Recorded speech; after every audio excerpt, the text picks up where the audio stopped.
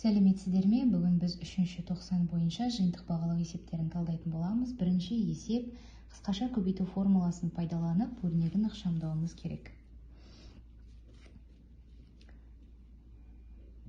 Қараңыздар. Қысқаша көбейту формуласын сіздер жақсы білесіздер ғой, мынадай формула бар. А квадрат минус Б квадрат, яғни біз оны А минус Б, А плюс Б деп екі жақшаға жіктейміз. Бұл жерде де дәл сол мінекей. 3-тен 1 x қосу 2-ден 1-дің екеуінің орындарын ауыстырып жазатын болсам, 2-ден 1 y азайту 3-тен 1 x. Екеуінің орнын ауыстыра беруіме болады, себебі бұлар қосылғыштар. 2-ден 1 y қосу 3-тен 1 x тең болады. Сонда 2-ден 1 y бізде А болып тұр, 3-тен 1 x ол бізде Б болып тұр. Сонда 2-ден 1 y-тің квадраты азайту 3-тен 1 x-тің квадраты. 2-ден 1-дің квадраты 4-тен 1, 4-тен 1 y квадрат минус 3-тен 1-дің квадраты 9-дан 1 x квадрат болады. Екінші есеп көбейткіштерге жіктеңіз. 2x-тің кубы минус 6-ның кубы. А куб минус Б куб бойынша жіктейміз. Яғни бірінші 2 өрнектің айырмасын көбейтеміз. Бірінші өрнектің квадратына қосу екеуінің көбейтіндісі, толымсыз көбейтіндісі және екіншісінің квадраты. Осылай көбейткіштерге жіктедік. Келесі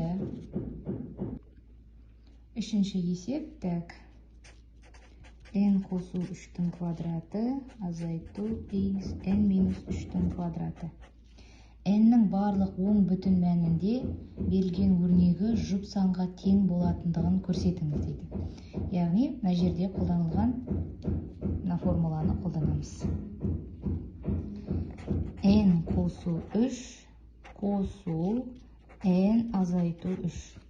Келесі n қосу 3 азайту n қосу 3 болады. Себебі мына жерде минус, мұндағы минус плюс тең болады. n-ға n қосамын 2n, екеуі бізде 0-ді береді. n-нан n алам 0, 3-ке 3 қосам 6, 12n.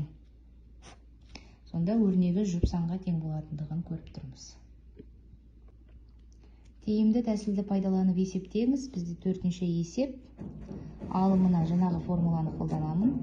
55 азайту 45, 55 қосу 45.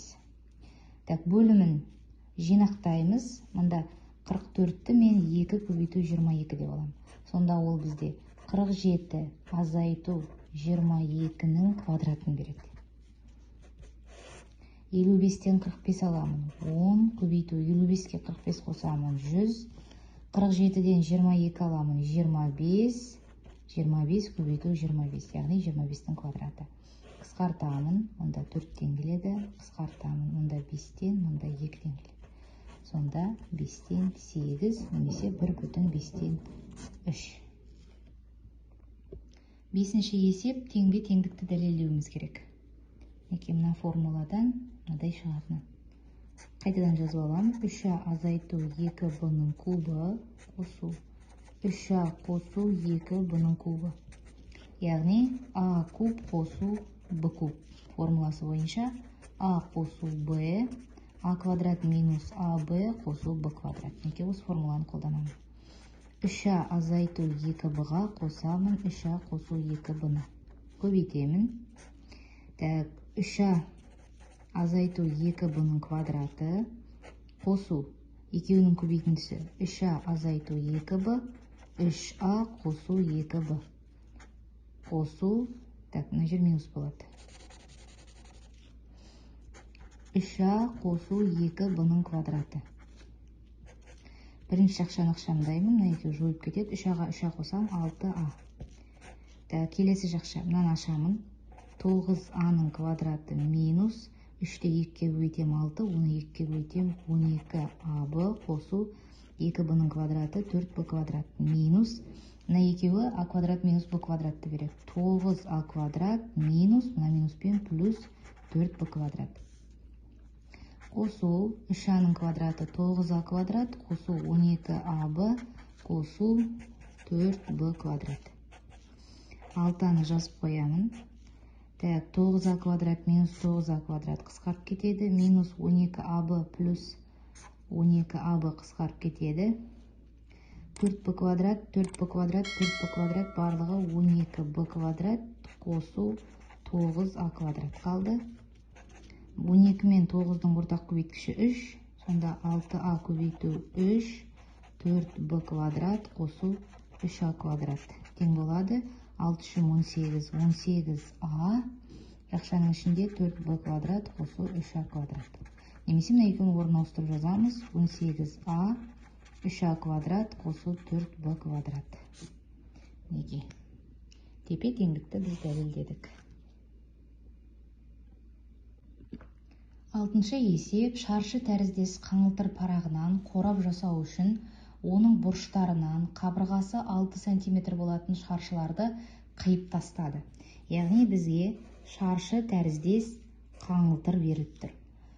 Оның бұрыштарынан 6 см болатын шаршылар қиып алынып тасталған. Яғни мыналар қабырғасы 6-дан. Пайда болған шеттерін бүктеу арқылы қорап жасалынды. Есеп шартына сәйкес сызбаны саламыз. Мінекей алып тастадық, содан кейін бізге қорап шығу керек. Қораптың суретін салып қояйын. Мына жерде көрінбейтін сызықтар, яғни қораптың ар жағындағы қырлары. Бастапқы берілген қаңылтыр парақтың қабырғасы x сантиметр болса, қаңылтыр парақтың ауданын және қорап табандағы шаршының ауданын өрнектеңіз дейді. Бастапқыда бізде x квадрат болады. Егер қабырғасы x болатын болса, қаңылтыр парақтың ауданы x квадрат. Қорап табанындағы шаршы. Яғни қорапты жинаған кезде бізде мынау қалады. Яғни x-тан алынып қалды 12. 6. Сонда мына жерде қорап табанындағы шаршының ауданын табу үшін x азайту 12-нің квадраты. Яғни мына жерде барлығы бізде бастапқыда x болса, екеуінен 6 қосамыз 12, сонда x-тан 12 алып тастаған кезде, міне, мынау қораптың табаны болады. Соның ауданы x азайту 12-нің квадраты. Қорап табанының ауданы қаңылтыр парақтың ауданынан 456 см кіші болатын болса, қаңылтыр парақтың өлшемдерін табыңыз, қораптың өлшемін табыңыз дейді. Қорап табанының ауданы, яғни мынаны мен 1 дейін, мынаны 2 дейін. Так. X азайту 12-нің квадраты қосу 456 тең болады x квадрат. Қаңылтыр парақтың өлшемдерін табыңыз, қораптың көлемін табыңыз дейді. Бірінші қаңылтыр парақтың өлшемдерін тауып алайық. Мына жерден ашам x квадрат минус 24x қосу 144 қосу 456 азайту x квадрат тең 0. Олар бізде жойылып кетеді. Так, минус 24x тең болады 456-ға 144 қосамын. 600-ді. Минус 600. X тең болады 600-ді 24-ке бөлемін. Так, 3-тен берем 48, 120-ның ішінде 5-тен берем 0, 35.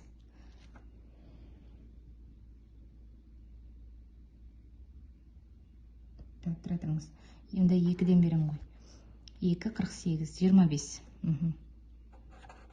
X 25 болса, яғни бізде аудан 25 болса, онда X-іміз 5-ке тең.